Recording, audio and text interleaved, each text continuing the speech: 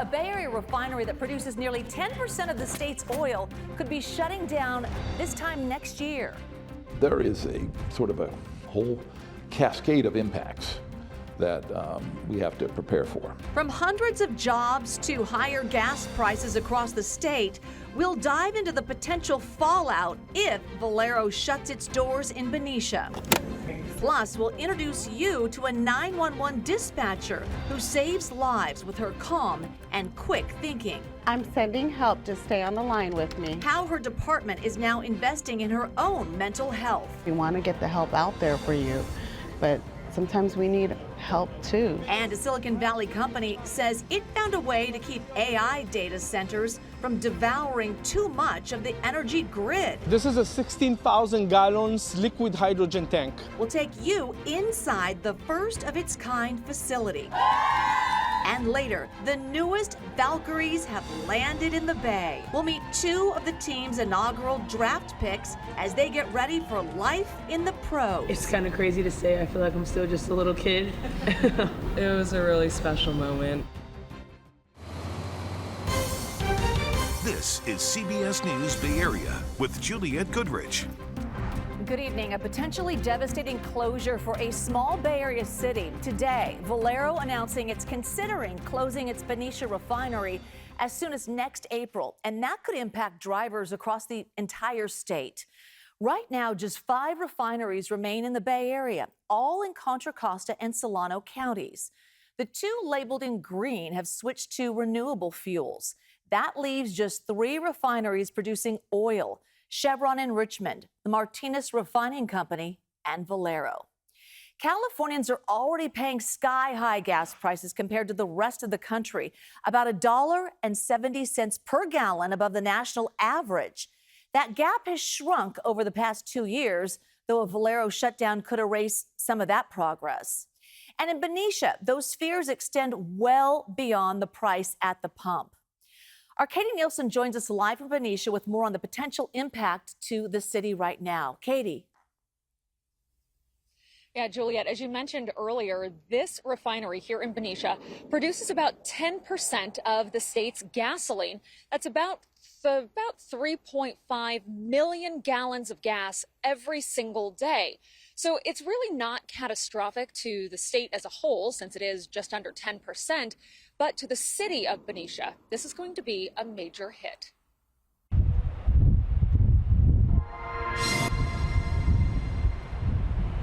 I thought that Valero would be here for, certainly through my term of office.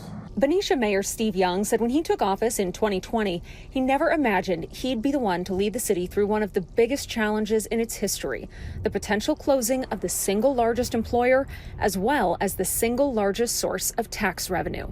There is a sort of a whole cascade of impacts that we have to prepare for. The refining plant first opened in Benicia in the 1960s by Exxon and was sold to Valero in 2000. Today, Valero pays the city about $8 million a year in taxes, which makes up about 10% of the city's general fund. They're also a major contributor to nonprofits as well as youth sports, not to mention all the other businesses they support, like suppliers, trucking companies, all the way down to local restaurants. In a statement, the Valero CEO said, "We understand the impact this may have on our employees, business partners, and community, and will continue to work with them through this period." Oil industry experts say California could see more of these refineries closing simply due to state policies. They have determined largely in the last 18 months that it's a very hostile environment to run those businesses. A lot of fines, a lot of different consequences. The Bay Area Air Quality Management District fined Valero $82 million last year for air pollution violations at the Benicia refinery, the largest fine in agency history. With fewer refineries in the state, it could mean shortages in the gas supply chain, which means prices could go up. It's always a state that's one refinery problem away from a $1 or $2 surge in gas prices. But in Benicia, gas prices could be the least of the city's worries if it loses its major economic driver. We're going to certainly survive this. We may not thrive as much as we had planned in the near future. I think it's hyperbolic to think this represents the end of Benicia as we know it. Now, there is still no final decision, but all signs point to Valero going ahead and closing this refinery.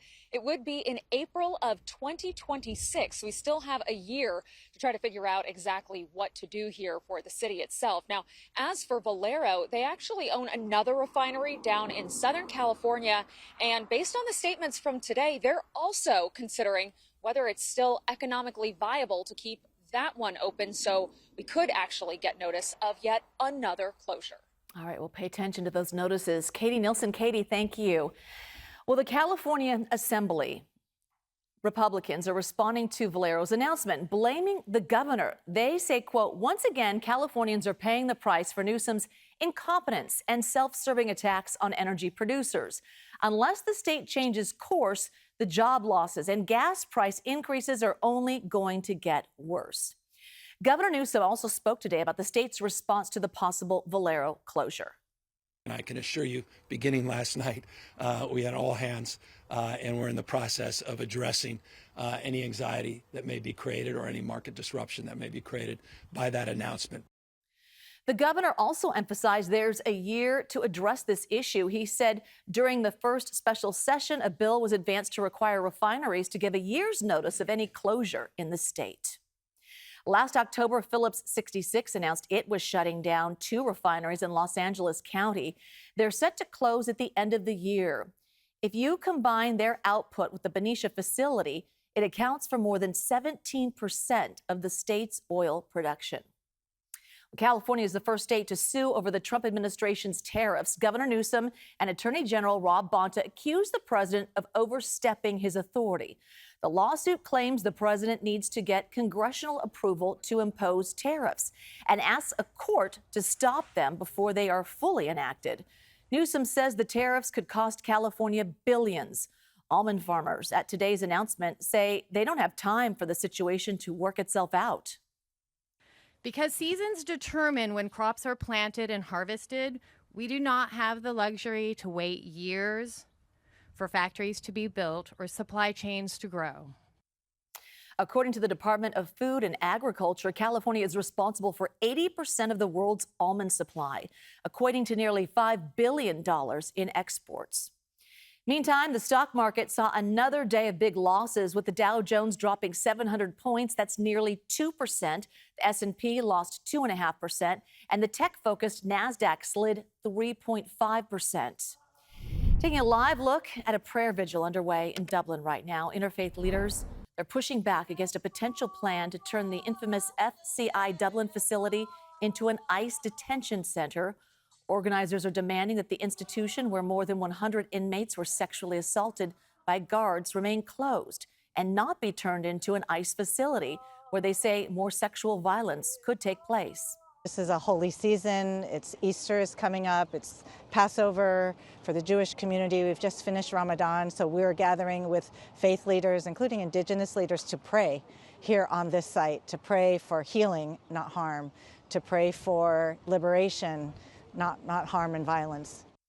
Last year, the U.S. Bureau of Prisons agreed to pay $116 million in compensation to settle complaints by 103 women claiming they were sexually assaulted at FCI Dublin. All right, it's a tight race in Oakland where voters are anxiously waiting to see who will be the city's next mayor.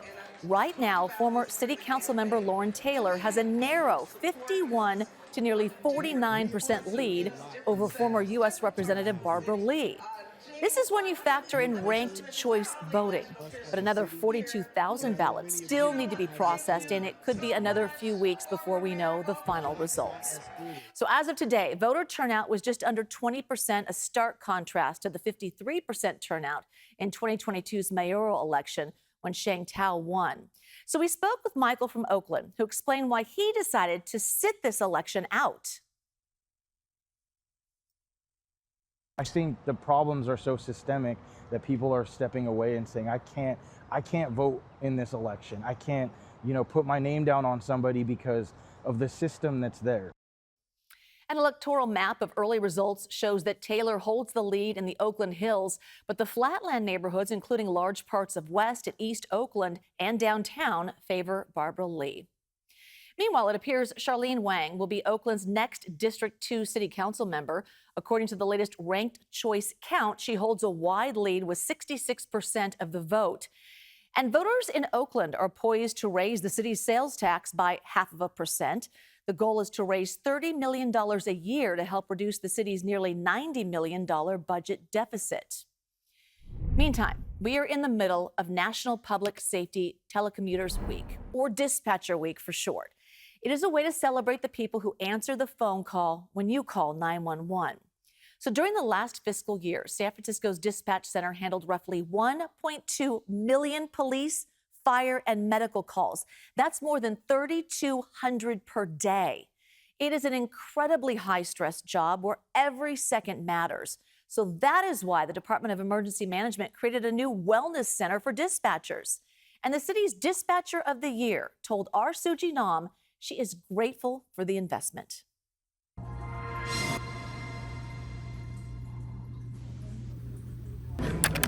San Francisco 911, exact location of the emergency. Calm.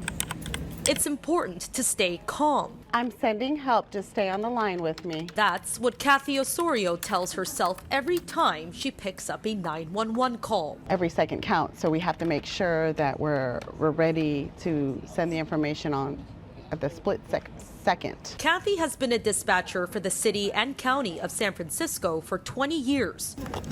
San Francisco 911. Each phone ring, each dispatch can be stressful and chaotic. When you're taking emergency calls or traffic back to back to back to back, it takes a toll on you. And that is why Kathy says she is grateful the San Francisco Department of Emergency Management opened a brand new wellness room downstairs. Kathy and her colleagues can now stop by what used to be a multi-purpose room and relax during their breaks, prioritizing their mental health. I like to come here and just sit down and just, rock the worries away. The wellness room launched last month with things like massage chairs, a couch, and books for their more than 120 employees. Janet Atchin-Fallings is the Assistant Deputy Director of the city's Department of Emergency Management. We have personal lights. We did a survey prior to constructing the room, and so we based some of the things that we have in here based on some of the feedback that we received. Atchin-Fallings says it's important to prioritize the mental health of their staff who go through life or death situations call after call. We wanted to provide a space that in between that they have a place that they could come and just kind of woo-saw and just get all of that off of them. And that's what Kathy plans to do. Generally, I would just go to my car to sleep or get some quiet time, but here I'm allowed to spread out a little more. It's more than just some furniture in a room. Kathy knows that she and her teammates are taken care of. We want to get the help out there for you, but sometimes we need help too. So now we have a room where we can go decompress and help relieve that stress away from us. Kathy says she is grateful to help save the lives of San Franciscans every day and is looking forward to continue serving her community for many years to come. By the way, Kathy was just chosen by her peers as San Francisco's Dispatcher of the Year for 2024. She was honored yesterday in front of the Board of Supervisors. Last year, she helped catch a dangerous felon during a vehicle pursuit. It all started with the identification of a stolen vehicle, and Kathy assisted by making sure responding officers were up to date with critical information as the situation unfolded. Still ahead here at 6, AI data centers consume massive amounts of energy. So why not get them off the grid? We'll introduce you to the South Bay entrepreneur who says he has cracked the code. A hydrogen-based data center, 24/7 for stationary power. That's the first in the world over here, so it's a major breakthrough. So we talk about AI all the time, and programs like ChatGPT require enormous amounts of processing power. That's why tech companies are rushing to build data centers all over the country. But those data centers use so much energy that some state lawmakers want to track or even cap the amount of power they can use. One Silicon Valley company wants to get those data centers off the grid entirely.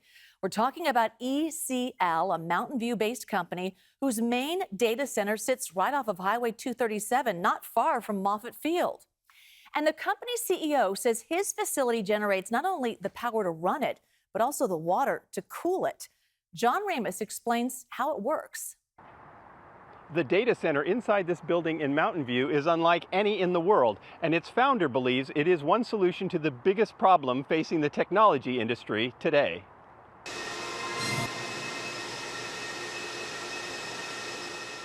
That problem is power. The huge data centers that contain the internet already take massive amounts of electricity, and AI could increase that demand by a factor of 10. Where's all that power going to come from? It may be right here in Mountain View. So what we're doing right now, we're entering the data center itself. Yuval Bahar left his engineering job at Microsoft because he had an idea, a new kind of data center. And boy, did he nail that one. What you see over here is a rack which has a capacity of 1.5 million GPUs in this area, right here. That's equivalent to 1.5 million high-speed processors. Yuval says this rack is the most concentrated unit of computing power in the world. But it takes a lot of electricity, equivalent to 500 homes. And that's where the real challenge came in. So what we did is we said, okay, we're going to run off-grid, and we're going to create our own energy on site. A lot of people are searching for ways to produce more power. Google is talking about reopening the 3 Mile Island nuclear plant, and President Trump recently said he wants to increase coal output to power high tech. I call it beautiful, clean coal. I tell my people never use the word coal unless you put beautiful, clean before it. But here's Yuval's solution: hydrogen. When exposed to ambient air temperatures, this huge tank of liquid hydrogen begins a frosty transformation into a gas that powers a reactor, creating electricity. But it also creates something else important to data centers: water. As a byproduct, the plant generates about 200 gallons of water a day, which is fed back into the data center to keep the processors cool. It's a factory not only for energy and AI, it's actually a water factory as well. The Mountain View Center has been operating flawlessly for more than a year, but its 1 megawatt generator is really just a pilot program. The company is currently building a 1 gigawatt plant, 1,000 times bigger, in Texas. We're the first one in the world which is actually running a hydrogen-based data center 24/7 for stationary power. That's the first in the world over here, so it's a major breakthrough. It's something most people said couldn't be done. You're doing something that people were saying was impossible. Yes, it is. And that's the definition of innovation, right? Innovation is develop something that people say it's impossible and people can use it. Technology often creates as many problems as it solves, but innovators like Yuval just see that as the next challenge to be overcome. Fascinating. And the company CEO said it's true that liquid hydrogen itself takes a lot of energy to produce, but he says the advantage is it can be created in areas where renewable power is available and then trucked to wherever it is needed. How about that? Cool stuff, science. Let's take a look at where our temperatures ended up today. And you don't need to be a scientist to know that it was chilly out there. Temperatures anywhere from a couple degrees below average in San Jose to 10 degrees below normal again in Santa Rosa. Maybe a little bit more of a warm up for the North Bay tomorrow. Details on that and the Easter weekend forecast coming up. We have an important weekend ahead, and we have our important forecast right here. Every weekend is important. It is, yeah. But I would say this weekend is pretty special. Yeah. Sunday. Easter Sunday. A lot of people either going to be traveling around or getting together with family, and Hopping the weather around. Like a certain bunny. Yeah. Of some kind. Yeah. There you go. Maybe an Easter bunny. Maybe that too. Should copyright that. Yeah. Let's take a look at what's happening weather-wise as we get closer to the holiday weekend. We saw a lot of clouds today. We're going to transition to a less cloudy, less cool pattern as we head through the next several days. But the cloud cover, this is a satellite replay over the past several hours, and you can see the clouds are hanging out along the coast, and they're going to be pretty stubborn as we head through the rest of tonight and into tomorrow. One more clouds than sunshine day. Depending on exactly where you are, you'll see varying amounts of sunshine. Farther inland, the skies will clear out to a greater extent. But we're going to be watching for the temperatures to warm up more as we hit the end of the work week and head into the weekend. Let's take a look at where things stand right now as we look out from the top of Salesforce Tower. Still seeing those gray skies overhead. A little bit of sunshine did glimmer through for at least a little while over San Francisco and Oakland. Temperatures running mostly in the mid to upper 50s right now. 56 in Santa Rosa is the cool spot. 58 in San Francisco, Livermore, and Oakland, just a couple degrees warmer in Concord. San Jose, you're one of the warm spots across the entire region, and even you only hit the upper 60s this afternoon. Right now, you've back down to 64 degrees. That fog and low cloud cover is going to spread back out as we head through the rest of tonight. So let's take a look at the local map and track that fog as we go through the overnight hours. We're going to see it becoming pretty widespread and really spreading into the inland valleys after midnight tonight. It won't take too long for it to back up out of those inland valleys, but it'll take a little bit longer, like it did today, to see any sunshine peeking through over San Francisco, along the coast, and even for Bayside communities. I think we're going to see more clouds than sunshine, hoping that a little bit more cloud cover is going to, or a little more sunshine peaks through the clouds for the North Bay, and that would allow your temperatures to warm up more than they did today and they did yesterday. Let's take a look at the forecast highs for tomorrow. And again, in the North Bay, we're saying that you should make it up into the middle portion of the 60s if the sun breaks through. If the clouds are more stubborn than we anticipate, like they have been the past couple days, then you're going to be confined mostly to the upper 50s once again. Should make the low to mid 60s in San Francisco and Oakland, only mid to upper 50s along the coast. And the warmest spots once again falling short of 70 degrees around Antioch and Fairfield. Same thing in San Jose, maybe a degree warmer than today, climbing up into the upper 60s by tomorrow afternoon. The winds are going to be noticeable throughout the day. Don't think it's going to impact your dog walking plans to any great extent. We have Orla in the dog walking forecast, looking very attentive. Probably somebody said the magic word, walk, and their ears always perk up. Temperatures in Dublin reaching up into the middle portion of the 60s during the afternoon. Clouds for the first half of the day, and then more sunshine breaking through those clouds. And while the winds will be noticeable, they're not going to be quite as strong. Some of the strongest gusts today were in the 20 to 30 mile an hour range. The winds will die down tonight. They'll pick back up tomorrow, but I think those 20 to 30 mile an hour gusts will be a little fewer and farther between on Thursday. And as the temperatures warm up, we're going to see even more pollen concentrating at ground level with lighter winds in the forecast on Friday into the highest category. The winds pick up again, stir that stuff around on Saturday, and then it settles back down towards ground level on Sunday. So be prepared to sniffle and sneeze through the Easter holiday. Chance of maybe a little shower activity headed our way for the end of the month. The 8 to 14-day outlook from the Climate Prediction Center does show at least some optimism in that regard. But at this point in the season, the rain chances tend to be pretty few and far between. Here's the 7-day forecast for the coast. Temperatures warming up only to the upper 50s and low 60s. The warmest days not going to be a whole lot warmer than the coolest days throughout the next 7 days at least, and even beyond that. Temperatures around the Bay are going to climb up to the upper 60s beginning on Friday and then staying in that territory over the weekend, with even one day in the low 70s on Monday. And temperatures farther inland will peak near 80 degrees. That's really only going to be a 1 or maybe 2 day thing, Monday and Tuesday of next week. Enjoy the warmth while it's here, and then we go down the other side of that temperature roller coaster. Jules? I'm telling you, we need Easter eggs on that Sunday cylinder. If I had the ability to just drop them in there. Okay. Yeah. All right.